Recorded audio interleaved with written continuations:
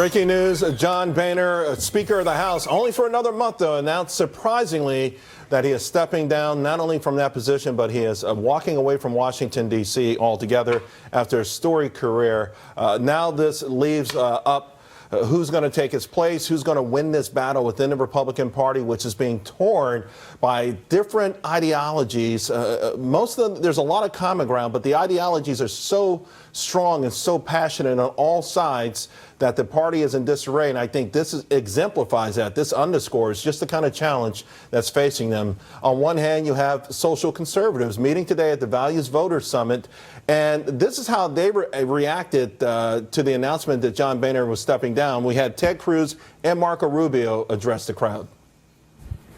You want to know how much each of you terrify Washington? Yesterday, John Boehner was Speaker of the House.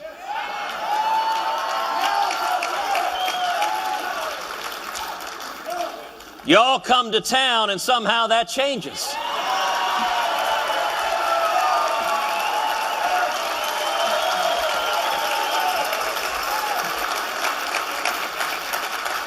My only request is, can you come more often? Tony, we need to schedule these weekly, once a week. Just a few minutes ago, Speaker Boehner announced that he will be resigning.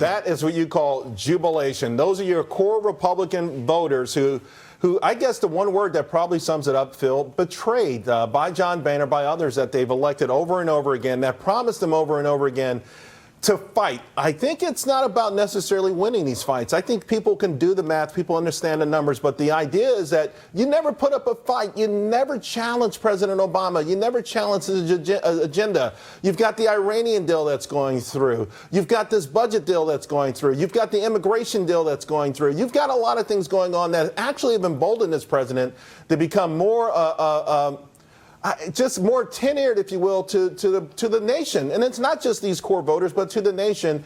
It's because of Republicans. A lot of people feel the establishment, the guys who've been there as long as John Boehner, have just become part of the problem and not the solution. And we saw that is an amazing scene when you see them stand up like that and cheer.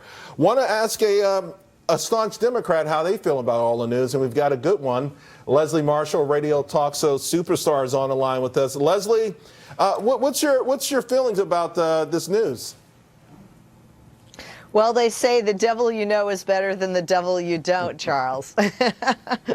I wasn't surprised entirely because there's been a push from Republicans inside the House, certainly inside the Beltway and outside by voters, to have somebody new who would push their agenda.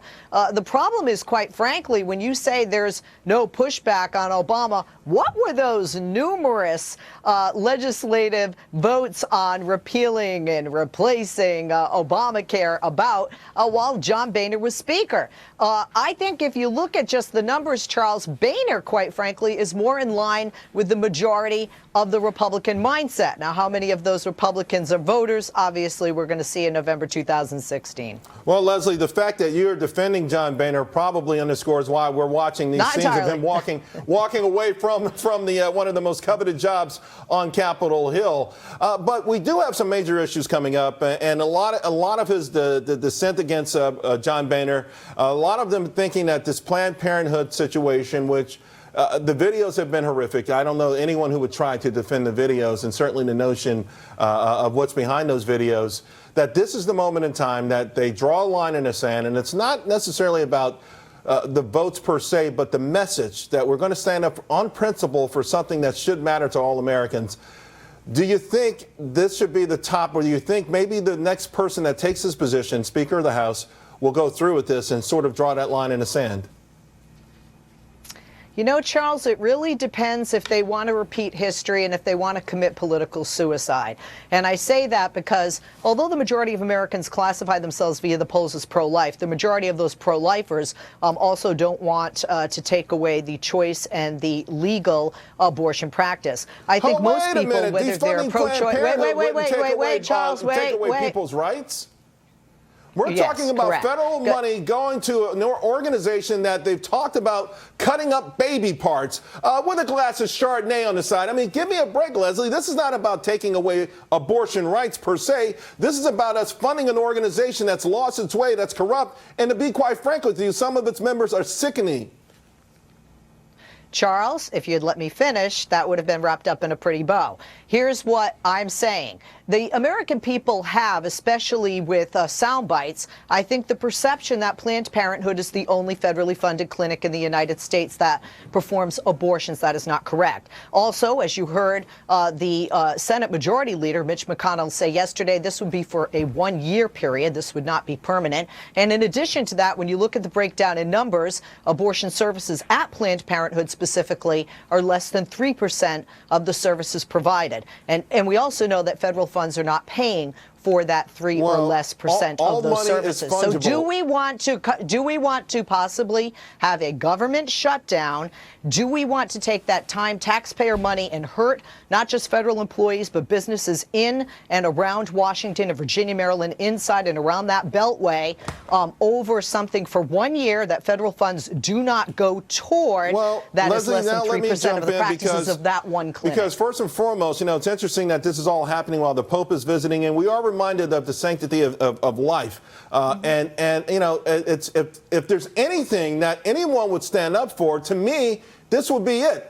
You know, the idea that, listen, we may have to close a few national parks, and that's an inconvenience. The idea that we may have to stop a bloated government that spends every nickel that they get and another nickel they didn't get, that would be a bad thing. I think maybe perhaps you're going to have enough voices to say, if we can't fight over this particular issue, and by the way, money is fungible. Whatever Planned Parenthood gets from the federal government, we don't know exactly where it goes, but we know it helps the overall organization. If it's 3%, it's 3%. If it's 20, it's 20. The bottom line is, there's enough private money out there to perform all the abortions that anyone wants, and that the federal government should not have its hands in this.